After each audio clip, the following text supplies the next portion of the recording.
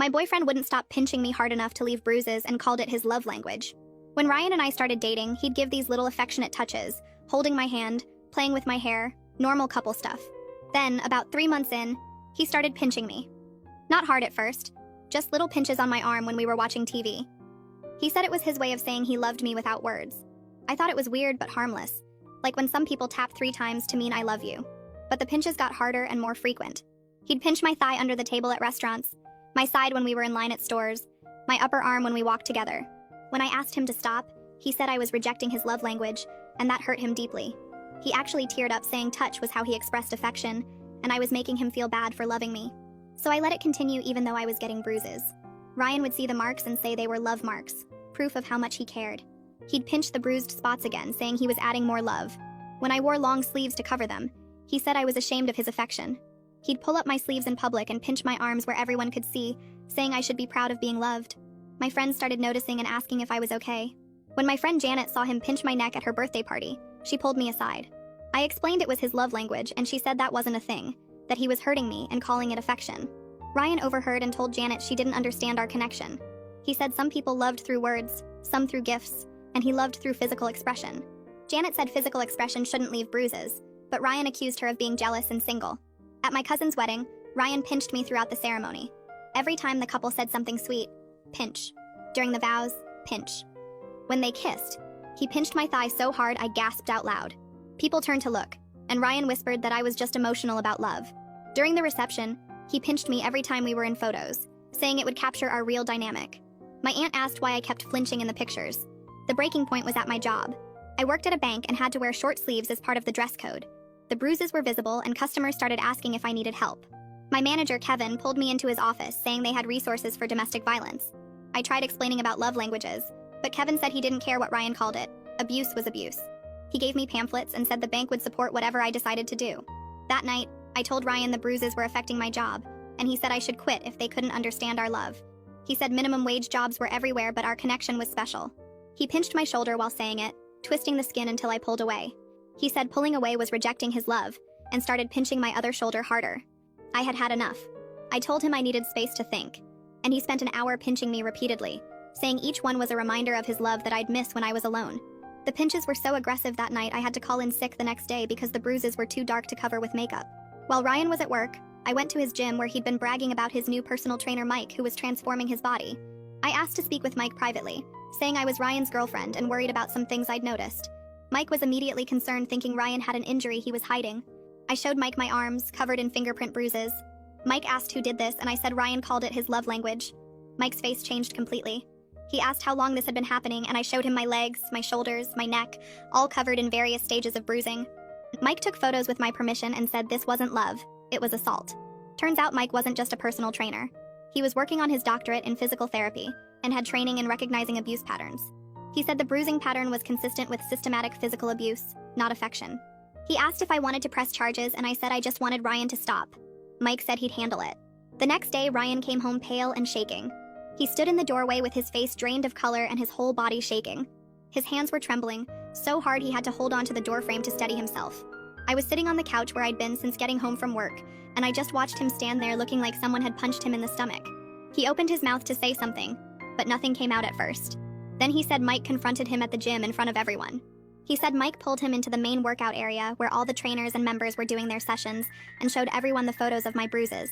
Ryan kept saying the word photos over and over like he couldn't believe they existed. He said Mike called him an abuser right there in front of the whole gym. He said people stopped their workouts to stare at him. He said Mike told the other trainers that Ryan was systematically hurting his girlfriend and calling it affection. Ryan's voice cracked when he said the gym manager pulled him aside afterward and said they were reviewing his membership. He looked at me like I was supposed to comfort him, like I was supposed to tell him it would be okay. But I just sat there feeling strangely calm. For the first time since we started dating, I was watching him panic about consequences. He was the one who looked scared. He was the one who needed reassurance. And I had absolutely nothing to give him. I asked him what exactly Mike said. Ryan stumbled over his words trying to explain. He said Mike threatened to go to the police if Ryan didn't leave me alone. He kept saying it was all a misunderstanding. He said Mike didn't understand our relationship. He said the bruises looked worse than they actually were. Like photos somehow exaggerated reality instead of just showing what was really there. He started pacing back and forth in the doorway, not quite coming into the apartment but not leaving either. He kept running his hands through his hair and his breathing was getting faster. He said Mike showed the photos to at least 6 other trainers. He said they all looked at him like he was some kind of monster. He said one of the trainers, some guy named Keith, told him he made them all uncomfortable, and maybe he should find a different gym. Ryan's voice got higher and more desperate as he talked. But the whole time he was talking, I noticed something. He wasn't pinching me. His hands stayed in his own space. He kept reaching toward me and then pulling back like he suddenly remembered something. It hit me that he was finally aware his love language might actually be evidence of a crime. Ryan started begging me to call Mike. He said I needed to explain that everything was fine between us. He said I needed to tell Mike we were happy together. He said I needed to make Mike understand that the pinching was just how we showed affection. His voice got louder and more frantic. He said if I just called Mike right now and cleared everything up, the gym would probably let him keep his membership. He said we could fix this if I just made one phone call. He moved closer to me on the couch, and I could see tears starting in his eyes. He said we were happy, weren't we? He said Mike had ruined everything by sticking his nose where it didn't belong. He said this was between us, and nobody else had any right to judge our relationship. I looked at him and said I wasn't calling anyone. I said I needed time to think about things. His face changed completely. He started crying for real now, big tears running down his face. He reached for my arms like he always did, but stopped himself halfway through the motion. I had flinched. I hadn't even meant to. It was just automatic. My body pulled away from his hands before my brain could tell it to stay still. And I saw the exact moment when he realized I was afraid of him. Something in his expression shifted from desperate to shocked. He stared at his own hands like they belonged to someone else. I told him he needed to stay somewhere else tonight. I said I needed space to figure out what I wanted. He immediately argued that this was his apartment too. He said he paid rent here. He said I couldn't just kick him out. But then I reminded him the lease was only in my name. I said his credit was too bad when we moved in together, so we put everything in my name. I watched his face as he realized I was right. For the first time in our entire relationship, I was using information as power. I was the one controlling the narrative. He always made every decision about where we went and what we did and how we spent our time. He always framed every conversation so he was the victim and I was being unreasonable. But right now, in this moment, I had the power, and we both knew it. The lease was mine. The apartment was mine. And I was telling him to leave. Ryan went into the bedroom and started throwing clothes into a duffel bag. He was still crying. He kept coming back out to the living room to say something, and then going back to pack more stuff. He said he loved me. He said Mike had ruined everything. He said we could fix this if I just gave him another chance. He said he would stop pinching me if that's what I really wanted. He said he didn't understand why everyone was making such a big deal out of something so small. He zipped up his bag and stood by the door again. He said he would stay at Keith's place. He said I should call him when I was ready to talk. He said we were supposed to be together forever. He reached for me one more time, but I stepped back. He left and I locked the door behind him. I stood there for a minute just listening to make sure he was really gone. Then I went back to the couch and sat down. I looked at my arms covered in bruises in all different colors. Purple and blue and yellow and green. Some were fresh from yesterday. Some were a week old. Some were fading to nothing. I realized I couldn't remember the last time I sat in my own apartment without being afraid of when he would pinch me next. I couldn't remember the last time I relaxed on this couch without tensing up every time he moved. The fear had become so normal I stopped noticing it was there. But now he was gone and the apartment was quiet and I was alone. And I wasn't afraid. I called Mike the next morning. I thanked him for what he did at the gym. I asked him what exactly happened because Ryan's version of events was probably not accurate. Mike's voice on the phone was calm and professional. He said he pulled Ryan aside privately first. He said he showed Ryan the photos and told him the bruising pattern indicated systematic abuse that would only get worse over time. He said he explained to Ryan that what he was doing wasn't affection, it was assault. He said Ryan laughed it off. Mike said Ryan actually smiled and said I liked it, that I understood it was his way of showing love. That's when Mike decided to make the conversation public. He said he walked Ryan out into the main gym area and told the other trainers what was happening. He said he did it to create accountability and social consequences. He said abusers operate in private and thrive on secrecy, so exposing them publicly was often the only way to make them stop. Mike said he might have overstepped by threatening to go to the police. He said his training taught him that abusers respond to power and public exposure more than they respond to private conversations or reasoning. He said he knew threatening Ryan would scare him more than asking him nicely to change his behavior. Then Mike asked if I was safe. He asked if Ryan was still in the apartment. I told him Ryan left last night and was staying with a friend. Mike said that was good, but I needed to be careful. He said the most dangerous time in an abusive relationship is right after the abuser loses control. He said Ryan would probably try to get back in by apologizing and making promises. He said I should expect Ryan to alternate between being sorry and being angry. He said whatever happened, I shouldn't let Ryan back in the apartment. Mike said he knew someone who could help me. He said there was a counselor named Vivian Torres who ran groups at the community center for people dealing with domestic violence. I felt my stomach drop when he said domestic violence. That phrase made everything feel too real and too serious. I said I wasn't sure about going to a domestic violence counselor because that felt like admitting Ryan had been abusing me. I said maybe it was just a weird relationship dynamic that got out of hand. Mike was quiet for a second. Then he said, I already admitted it was abuse when I came to him for help. He said I showed him my bruises and asked him to make Ryan stop. He said that was me recognizing I was being hurt and asking for intervention. He said going to see Vivian was just the next step in getting safe. I said I would think about it. Mike gave me Vivian's phone number and told me to call whenever I was ready. I called the bank after I hung up with Mike. I told Kevin I needed a few personal days to deal with the situation. He asked immediately if I was safe. He asked if this was related to the bruises he saw last week. I said yes. He didn't ask for details.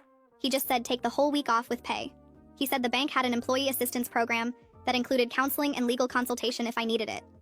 He said I could access those resources confidentially, and it wouldn't affect my job. He said HR had protocols for situations like this, and they would support whatever I decided to do. I thanked him and said I would let him know when I was ready to come back. He said take as much time as I needed and to please stay safe. My phone started buzzing with texts from Ryan around noon. The first few messages were apologies. He said he was sorry for scaring me. He said he never meant to hurt me. He said he loved me so much and he just wanted to show me that love. He said he would never pinch me again if I didn't want him to. Then the messages changed. He said I betrayed him by talking to Mike. He said I made him look like a monster when he was just showing affection. He said I ruined his reputation at the gym where he'd been working out for 3 years. He said everyone there thought he was an abuser now because I couldn't handle his love language. He said I was too sensitive.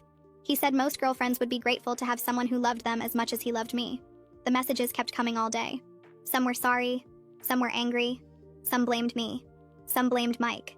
I didn't respond to any of them, but I saved every single one. Something inside me knew I might need evidence later. 2 days later, I walked into the community center and found Vivian Torres waiting in a small office with comfortable chairs and soft lighting. She stood up when I came in and shook my hand with a warm grip that somehow made me feel less scared. She gestured to a chair and asked me to start from the beginning, to tell her about the whole relationship. I started talking, and once I got going, I couldn't stop. I told her about the first pinch on the couch, how it seemed cute at first. I told her about the bruises and how Ryan called them love marks. I told her about the wedding and the bank and how customers asked if I needed help. Hearing myself say it all out loud to someone who worked with abuse survivors made something click in my brain. I realized I'd ignored so many signs, so many moments where I should have left. Vivian didn't interrupt or look at me like I was stupid for staying. She just listened and sometimes asked questions about specific incidents or how I felt during them. She asked if Ryan ever apologized after pinching me hard, and I said no. He just told me it was love. She asked if he ever respected when I said stop, and I realized he never did. Not once. When I finished talking, Vivian leaned forward and started explaining the cycle of abuse. She said Ryan's behavior fit patterns she'd seen hundreds of times before. She said the pinching itself wasn't the real problem. It was what the pinching represented. She said it showed his need to hurt me, to mark my body so everyone could see I belonged to him, to make me accept pain while telling me it was affection. She said when I tried to set boundaries, he reframed my no as rejection of his love, which made me the bad person for having normal human limits. She said that was textbook manipulation and control. I started crying while she talked because I'd spent months thinking something was wrong with me for not liking his love language. Vivian handed me a box of tissues and said grief was normal. She said I was mourning the relationship I thought I had, the version where Ryan actually loved me instead of controlled me. She said that loss was real and valid even though the relationship was harmful. 3 days after Ryan moved out, I was working my shift at the bank when I saw him walk through the front door. My whole body went cold and I froze at my counter. He walked straight toward me with this desperate look on his face.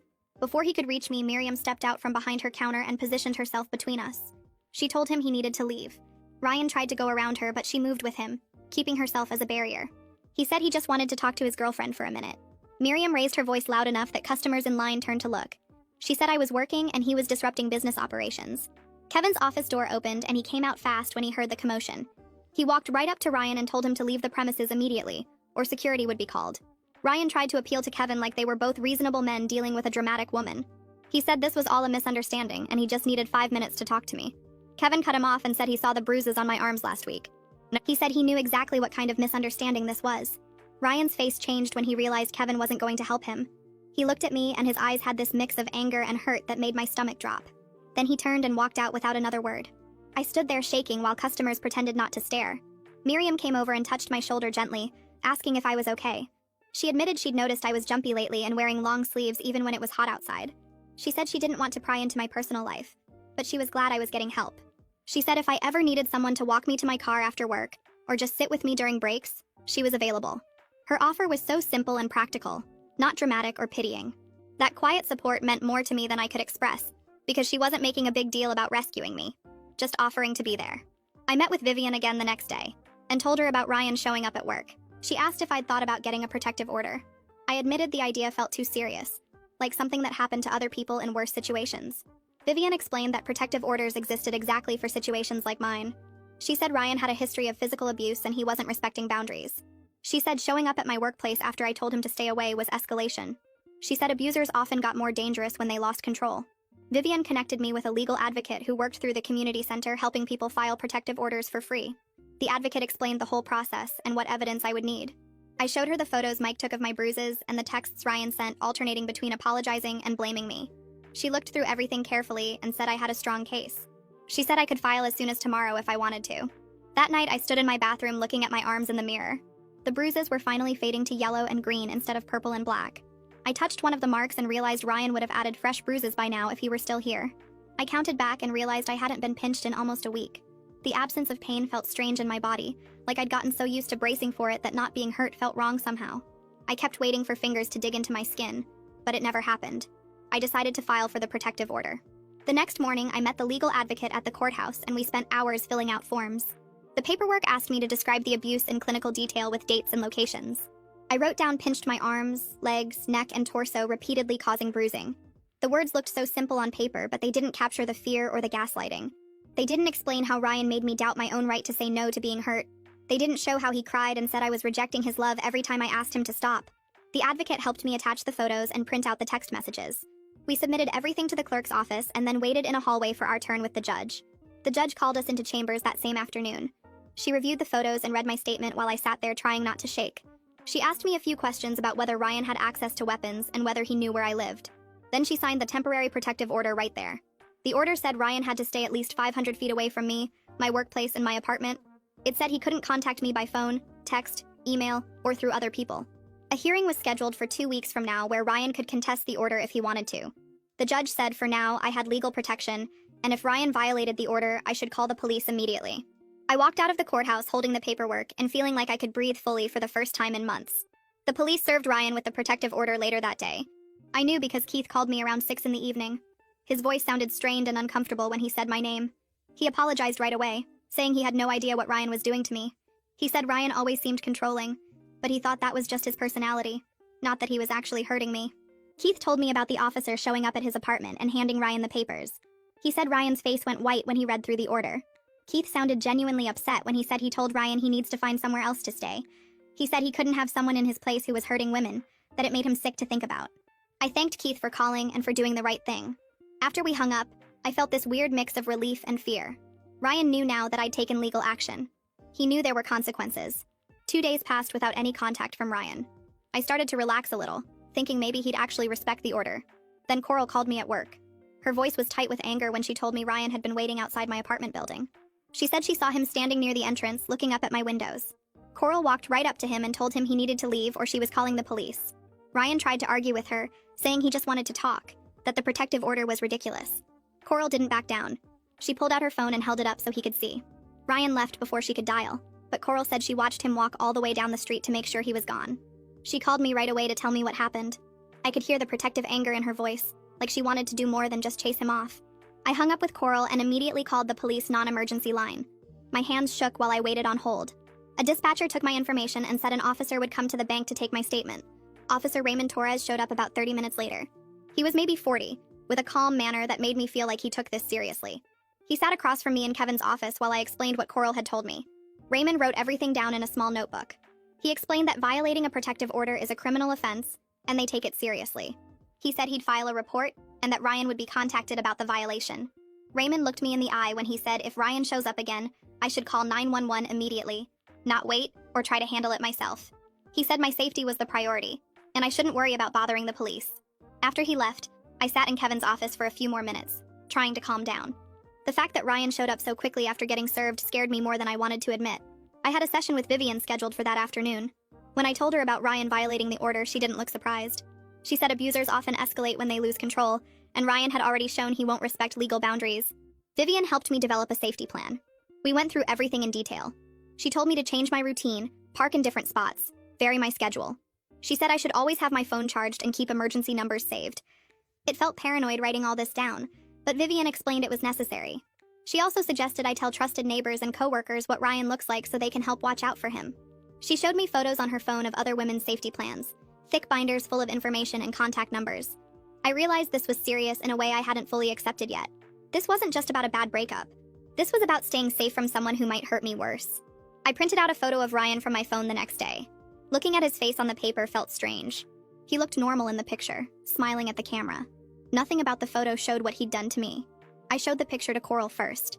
She studied it carefully and said she'd make sure all the building maintenance staff knew to watch for him. Then I went to several of my neighbors' apartments. Most of them were supportive and said they'd keep an eye out. Mrs. Chen from 2 doors down took the photo and held it up to the light like she was memorizing every detail. She said she always thought Ryan seemed too possessive, the way he'd grab my arm when we walked together. She said she noticed how he'd steer me around like I couldn't walk on my own. I felt this rush of embarrassment and validation at the same time. Other people saw warning signs I couldn't see because I was too close to the situation. Mrs. Chen patted my hand and told me I was brave for getting away from him. At the bank the next morning, Kevin called me into his office. He'd already heard about the violation from me the day before. He said he'd updated security with Ryan's photo and information about the protective order. The security guard, Noah, nodded at me when I walked past his desk. Kevin also told me he was moving my workstation. He walked me over to a new desk that wasn't visible from the front windows. It was tucked back near the offices, away from public view.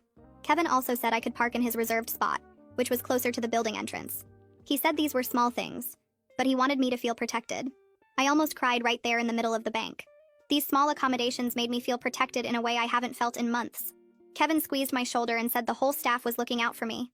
Miriam brought me coffee at my new desk and didn't say anything, just smiled. Janet called me that evening. I'd finally told her everything that happened since her birthday party. I sent her a long text earlier that day with all the details about the protective order and Ryan showing up at my building. Janet's voice was tight with anger when she answered. She said she was angry at herself for not pushing harder when she first saw the bruising. I reminded her that she did speak up, and Ryan shut her down. I told her she planted the seed that eventually grew into me getting help. Janet said she was proud of me for getting out. She offered to come stay with me if I was scared to be alone. I told her I was okay for now, but I might take her up on that later. We talked for over an hour about everything. She made me laugh, telling stories about terrible dates she'd been on. It felt good to talk about normal things, to remember I had a life outside of dealing with Ryan. 2 weeks later, the protective order hearing happened. I dressed carefully that morning, wearing long sleeves even though it was warm. I wanted to look put together and credible. The courthouse was busy with people moving through hallways and waiting in rooms. My legal advocate met me outside the courtroom. She went over what to expect one more time. Then we went inside. Ryan was already there with a lawyer. My stomach dropped when I saw him. He looked thinner, tired. His lawyer was a middle-aged woman in a gray suit. She tried to argue the order was unnecessary when the judge called the case. The lawyer claimed Ryan was just affectionate and I was overreacting. She made it sound like I was being dramatic about normal couple behavior. But the judge reviewed the photos, the texts, and the violation report. She looked at the pictures of my bruises for a long time. Then she looked at Ryan. The judge made the protective order permanent for 1 year and warned Ryan that any further violations will result in arrest. She said it clearly and firmly. Ryan's lawyer tried to argue, but the judge cut her off. It was over in less than 20 minutes. After the hearing, I walked out into the courthouse hallway. Ryan was standing near the elevators with his lawyer. Our eyes met across the room. He mouthed, "I'm sorry," at me. His lawyer pulled him away quickly, steering him toward the exit. But I saw genuine remorse in his face mixed with confusion. He looked like he still didn't fully understand why pinching me was wrong, like he thought this was all some big misunderstanding that got out of control. I felt a complicated mix of relief that he's legally required to stay away, and sadness that he may never actually comprehend what he did. My advocate touched my arm and asked if I was okay. I nodded and we walked toward the opposite exit. My hands were shaking, but I felt lighter somehow. I met with Vivian 2 days after the hearing. I told her about seeing Ryan in the hallway, and how I felt conflicted about his apology. Vivian leaned forward in her chair and explained that it's normal to grieve the relationship, and even miss the person who hurt you. She said this was especially true when the abuse was mixed with genuine affection at the beginning. She reminded me that Ryan was nice at first, that the pinching started small. She said healing isn't linear, and I'll have good days and bad days, moments of certainty and moments of doubt. Vivian told me some days I might feel strong and sure I made the right choice. Other days I might feel sad or guilty or confused. She said all of those feelings were valid and normal. What mattered was that I was safe now and learning to trust my own judgment again. I showed up at the community center on Thursday evening for my first support group meeting. Vivian had given me the address and told me to come whenever I felt ready. The room was small with folding chairs arranged in a circle and a box of tissues on a side table. 7 women were already sitting down when I walked in. Vivian smiled and gestured to an empty chair. She introduced me to the group using just my first name and explained I was new. The other women nodded and a few smiled in that sad, knowing way that made my chest tight. Vivian started the meeting by asking if anyone wanted to share what happened during their week. A woman named Kendall talked about running into her ex at the grocery store and how she froze in the cereal aisle until he left. Another woman described finally changing the locks on her apartment after 3 months of being too scared her boyfriend would show up angry. Then a woman with gray streaks in her hair spoke up. She said her ex-husband used to give her what he called love taps on her arms and shoulders. She demonstrated the motion, a quick, hard slap that she described as playful at first. She said it escalated over 5 years until one night he punched her in the face and broke her nose. She looked directly at me when she said abusers always start small and test boundaries. I felt sick hearing her story because I could see Ryan's pinching turning into slapping, then hitting, then worse. After the meeting ended, I thanked Vivian for inviting me. She asked how I felt, and I told her less alone, but also more scared, realizing how bad things could have gotten. She squeezed my shoulder gently and reminded me I got out before it reached that point. Mike texted me a few days later asking if I wanted to grab coffee. I met him at a cafe near the gym, sitting at an outdoor table where I could see people walking by. He looked tired and kept fidgeting with his coffee cup. He asked how I was doing with the protective order and everything. I told him about the support group and how it helped to hear other stories. Mike nodded and then admitted he'd been thinking a lot about how he handled things with Ryan. He said Ryan's gym membership got terminated after 2 other members complained they felt uncomfortable around him. Apparently Ryan had been telling people at the gym that his girlfriend left him over nothing, that everyone was overreacting, that Mike ruined his life. The gym manager reviewed everything and decided Ryan created an unsafe environment. Mike looked relieved when he told me this, but also guilty. He said he kept wondering if he should have just encouraged me to go to the police instead of confronting Ryan himself. He worried that threatening Ryan was too aggressive, that maybe there was a better way to handle it. I watched him struggle with this and realized he genuinely cared about doing the right thing even when the situation was complicated. I told Mike he probably saved my life, or at least saved me from worse injuries than I already had. I explained that nothing else had worked.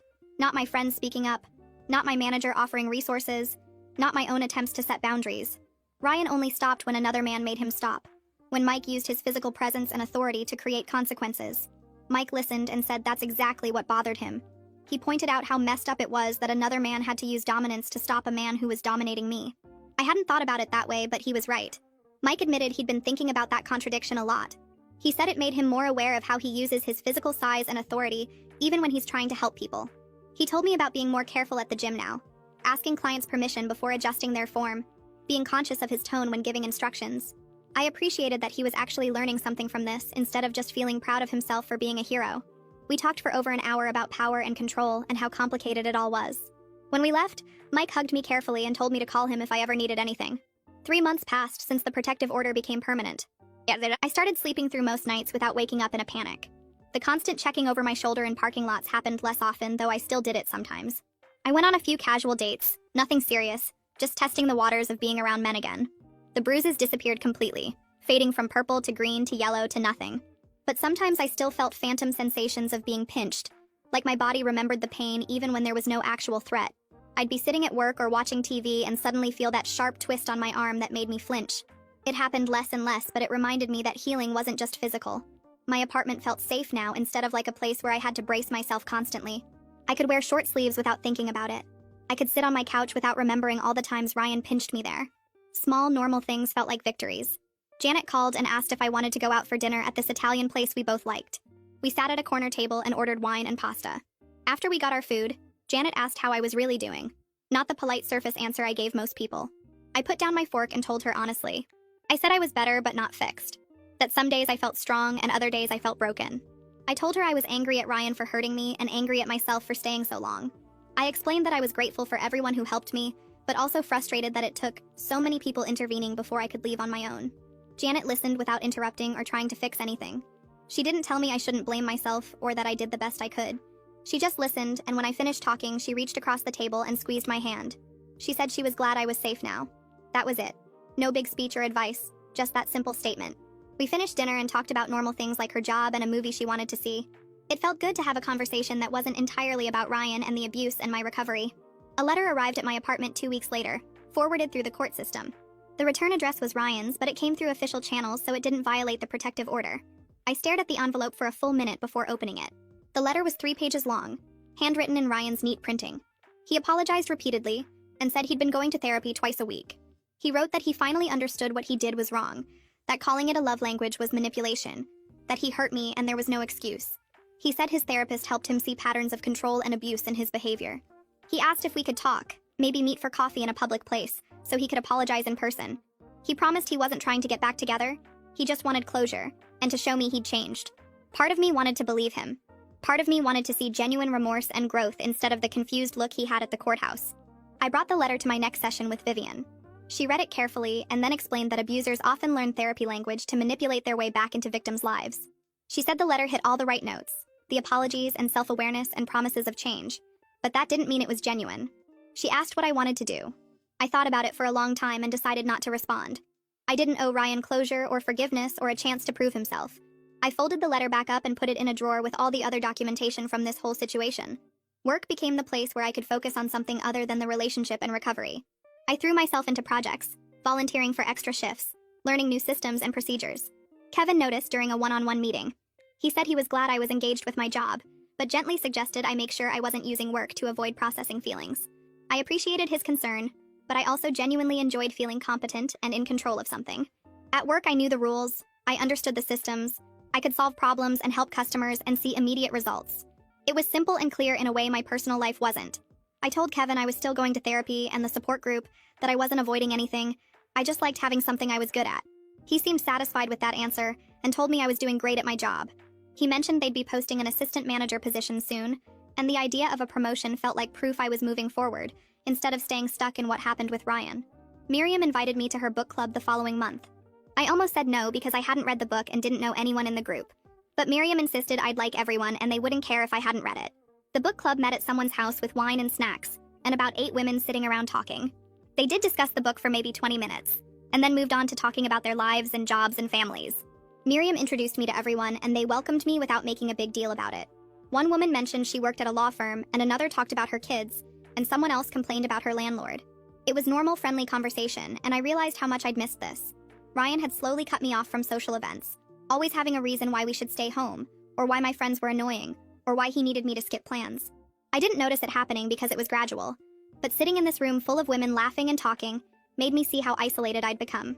After book club ended, Miriam drove me home and asked if I had fun. I told her I did and thanked her for including me. She said her friend group was always looking for new people and I should come to their next event. The support group continued meeting every week and I kept going. Hearing from women who were years into their recovery gave me hope. One woman talked about being abuse-free for 5 years and recently getting engaged to someone who respected her boundaries. She said she never thought she'd trust anyone again, but therapy and time helped her heal enough to try. Listening to her describe her healthy relationship made me think maybe I wouldn't always be this damaged or scared.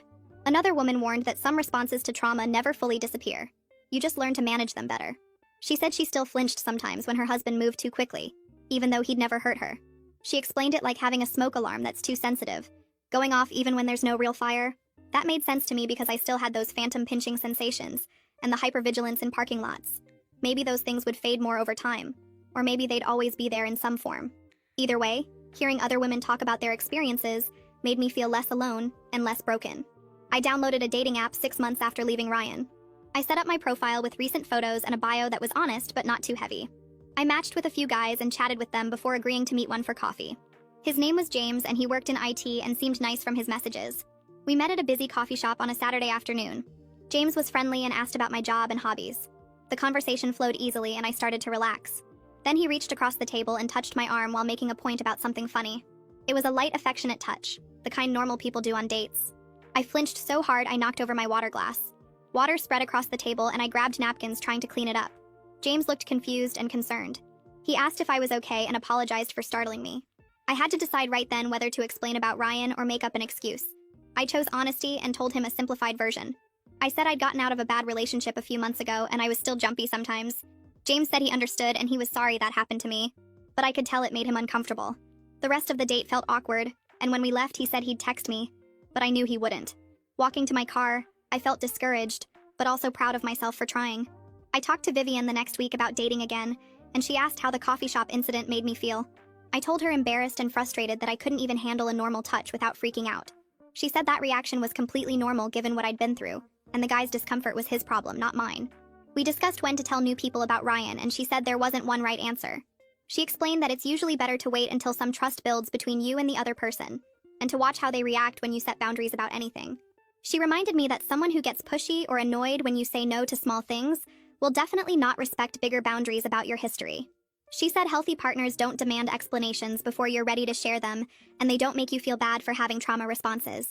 6 months after leaving Ryan, I stopped at a coffee shop near the bank during my lunch break.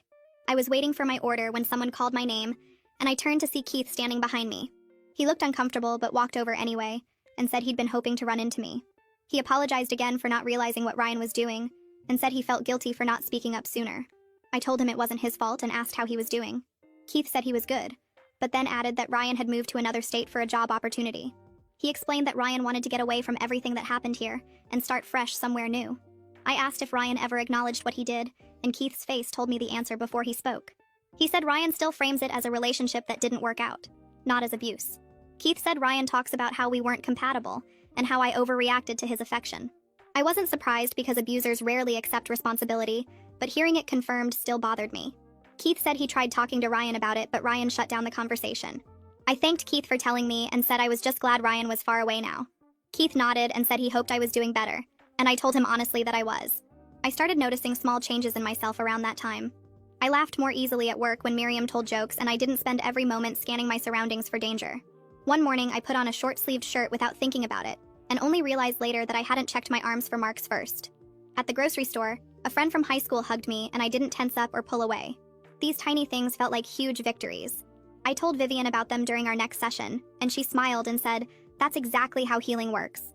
She explained that people expect dramatic breakthroughs where everything suddenly gets better, but real recovery happens in small steps. She said noticing I could wear short sleeves without anxiety was just as important as any big realization. She reminded me to celebrate these moments instead of waiting for some perfect healed state that might never come. Janet called me about 3 weeks before the 1-year anniversary of leaving Ryan. She said she wanted to throw me a party to celebrate, and I initially said no, because it felt weird to celebrate leaving an abusive relationship. Janet said it wasn't about celebrating the abuse, it was about celebrating my strength and freedom and the fact that I got out. She convinced me by saying all the people who helped me wanted to acknowledge the milestone together. The party was at Janet's apartment on a Saturday afternoon. When I arrived, there was a cake on the table that said 1 year stronger in blue frosting. Janet had bought gifts that were all about self-care and independence. Things like a nice journal, bath products, and a gift card for a massage. Women from my support group came, along with Miriam and several other coworkers from the bank. Mike even stopped by for a little while. Everyone was laughing and talking, and it felt good to be surrounded by people who supported me through the worst time of my life. I looked around the room and felt grateful for every single person there. About an hour into the party, Janet asked if I wanted to say anything. I hadn't prepared a speech, but I stood up and tried to put my feelings into words. I thanked everyone for their help and said I couldn't have left Ryan without their intervention and support. I specifically mentioned Mike for recognizing the abuse and taking action when I couldn't see it myself. I thanked Janet for speaking up at her birthday party, even though Ryan made her feel bad about it. I thanked Kevin for offering workplace resources and never making me feel ashamed. I thanked Vivian for teaching me what healthy relationships actually look like, and for helping me understand I deserved better. My voice started shaking, and I saw several people wiping their eyes. I said I spent so long thinking love was supposed to hurt, and they all showed me it wasn't. By the time I finished talking, I was crying, and so were half the people in the room. Janet hugged me and whispered that she was proud of me. A few weeks after the party, I realized I wanted to help other people the way everyone helped me. I called Vivian and asked if the community center needed volunteers. She said they always needed people for the crisis hotline and asked if I'd be interested in training. I signed up for the next training session, which was 8 weeks of classes about recognizing abuse, safety planning, and how to talk to people in crisis. The training was hard because it brought up a lot of my own experiences, but it also felt purposeful. Learning the official terminology for what Ryan did helped me understand it wasn't unique to our relationship. It was a pattern that happened to lots of people. After finishing the training, I started staffing the hotline one evening a week. My first few calls were nerve-wracking, but the other volunteers helped me through them. 3 months into volunteering, I took a call from a young woman who sounded scared. She said her boyfriend had been playfighting with her and it was leaving bruises. She kept calling it roughhousing and saying he didn't mean to hurt her, but I heard the same justifications I used to make about Ryan. I asked her some questions about how often it happened and whether she'd asked him to stop. She said she told him the bruises hurt, but he laughed and said she was being too sensitive. She said she was calling because her roommate saw the marks and got worried, but she wasn't sure if it counted as abuse since he claimed he was just playing. I told her carefully about my own experience with Ryan and how he called the pinching his love language. I explained that abusers often disguise violence as affection or play to make you question your own perception. She started crying and said she thought she was crazy for being scared of someone who said he loved her. I told her she wasn't crazy and her fear was valid. We talked for almost an hour about safety planning and resources in her area. She thanked me before hanging up and said talking to someone who understood made her feel less alone. That call stayed with me for days afterward. I kept thinking about how easily I could have stayed with Ryan if no one had intervened. I imagined the parallel universe where Mike didn't confront him at the gym, where Kevin didn't offer me resources at work, where Janet didn't speak up at her party. In that version of my life, I might still be getting pinched every day and telling myself it was love. Or maybe Ryan would have escalated to hitting me or worse. The thought made me feel sick, but also grateful. I realized how lucky I was that so many people recognized what was happening and refused to stay silent. Not everyone has that support system, and I knew from the hotline that lots of people stay in abusive relationships for years because no one helps them see it for what it is. Vivian told me during our next session that she thought I was ready to graduate from weekly therapy to monthly check-ins. She said I'd done the hard work of processing the trauma, understanding the patterns that led me to accept abuse, and building a life where I felt safe and supported. I felt proud hearing her say that, but also scared to have less structure. I told her it felt like training wheels coming off, and I wasn't sure I could balance on my own. Vivian smiled and said that's exactly why she was transitioning me to monthly, instead of ending therapy completely. She reminded me I could always come back to weekly sessions if I needed more support, and she'd still be available if something came up between our scheduled appointments. She said the goal wasn't to make me not need therapy anymore, it was to help me build enough skills and support that I didn't need it as intensely. Janet invited me to a dinner party at her friend's house about a month later. I almost said no because I still felt awkward at social events, but I forced myself to go. That's where I met Tom. He was friends with Janet's boyfriend and worked in software development. We ended up talking for most of the evening about normal things like our jobs and favorite restaurants. At the end of the night, he asked for my number and I gave it to him. We texted for a few weeks before he asked me to dinner. On our first date, he was patient and respectful, and asked permission before touching me even in small ways. When the check came, he reached toward my hand and then stopped and asked if it was okay to hold it. At first, his constant checking felt excessive, like he was making a bigger deal out of touch than necessary. But then I realized he was giving me control over my own body in every single interaction. After a few dates, I told him about Ryan in basic terms. Just that I'd gotten out of an abusive relationship about 8 months ago. Tom listened without interrupting, and then said he was glad I got out, and he'd never make me feel unsafe. He didn't ask for details or act like my trauma was too much to handle. He just accepted it as part of my history, and kept treating me with the same respect he had from the beginning. Tom never pushed me on anything. Our first few dates, he asked before holding my hand or putting his arm around me. When we kissed for the first time, he checked in afterward to make sure I was comfortable. At first I thought maybe he was just overly cautious or had read too many articles about consent, but over the next few months I realized he was just genuinely careful with me. He noticed when I tensed up or pulled away slightly, and he never made me feel bad about it. We'd be watching a movie on his couch and he'd reach toward me, then pause and ask if it was okay to put his arm around my shoulders. Sometimes I said yes, and sometimes I said I needed space, and either way he was fine with it. Around 3 months in, I had a nightmare about Ryan and woke up crying in Tom's bed. He woke up too and asked if I was okay, if I needed anything. I told him about the dream, about how Ryan used to pinch me awake sometimes just because he wanted my attention. Tom listened without interrupting or trying to fix it. He just sat there next to me in the dark and held my hand. He said he was glad I got away from Ryan, and he promised he'd never make me feel unsafe like that. The way he said it was so simple and honest. Not dramatic or performative. Just a fact. I started crying harder because I realized I actually believed him. With Ryan, I was always waiting for the next pinch, the next twist of skin, the next reminder that my body wasn't really mine. With Tom, I could relax completely. I could fall asleep next to him without worrying I'd wake up in pain. The protective order was set to expire exactly 1 year after the judge made it permanent. About a month before the expiration date, I got a notice in the mail asking if I wanted to renew it. I sat at my kitchen table looking at the form, trying to figure out what I wanted to do.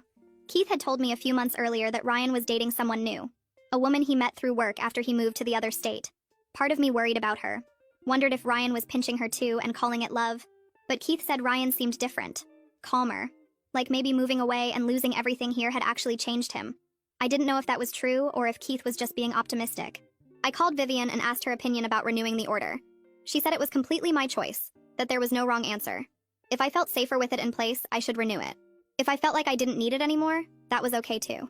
She reminded me that Ryan hadn't tried to contact me since moving away, hadn't violated the order after that first incident at my apartment building. I thought about it for a few more days and finally decided not to renew it. Partly because I genuinely didn't think I needed legal protection from Ryan anymore, but mostly because I wanted to prove to myself that I wasn't still living in fear of him. I wanted to show myself that he didn't have power over me anymore, that I could exist in the world without a court order between us. When the expiration date came and went, I felt lighter somehow, like I'd taken back another piece of my life. Kevin called me into his office about a week after the protective order expired. I got nervous for a second, that old fear that I was in trouble, but he was smiling when I walked in. He told me he was recommending me for a promotion to assistant manager, and the regional director had approved it. I just stared at him, not sure if I'd heard right. Kevin laughed and said I deserved it, that I'd shown incredible strength and resilience during a really difficult time, And that kind of character was exactly what they looked for in leadership. The promotion came with a significant raise, enough that I could finally afford to move out of my apartment, the one that still had memories of Ryan in every room. I thanked Kevin probably too many times and he waved it off, saying I'd earned this on my own merit.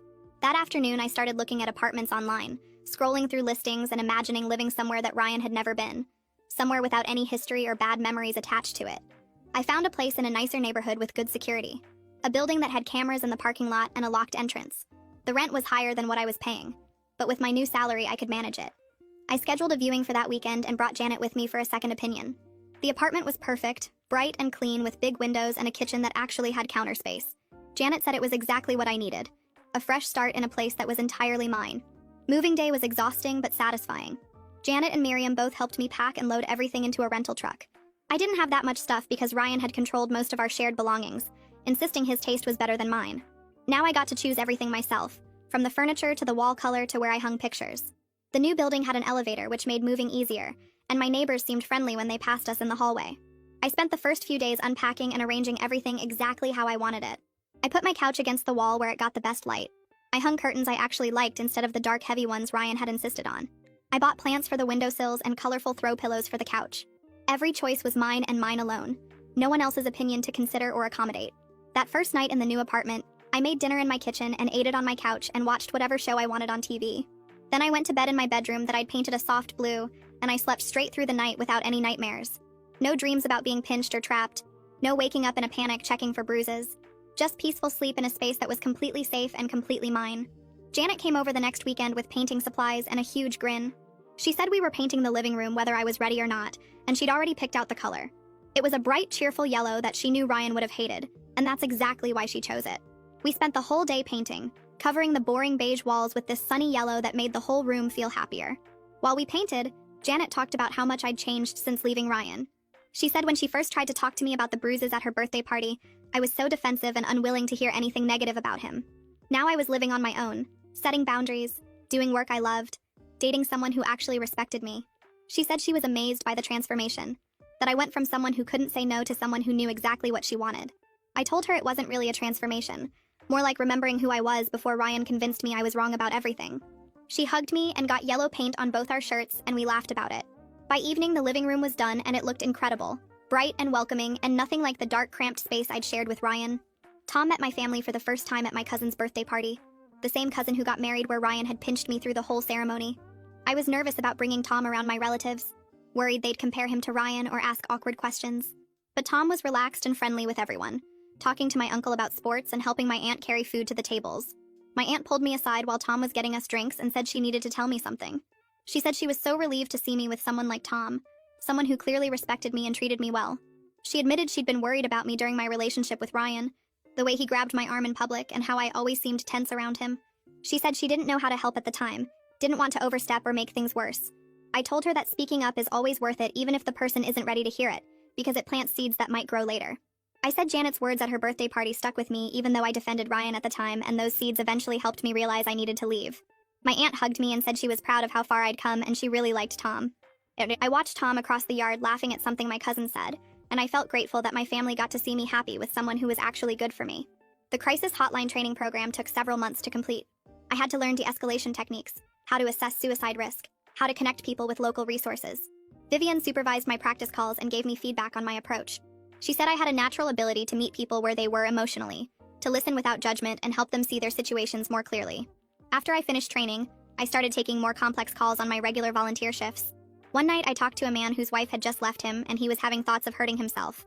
I stayed on the line with him for over an hour, helping him make a safety plan and connecting him with a counselor in his area. Another night, I talked to a teenager whose parents were fighting constantly, and she didn't know how to cope. I shared some of what I'd learned in therapy about managing anxiety and finding support.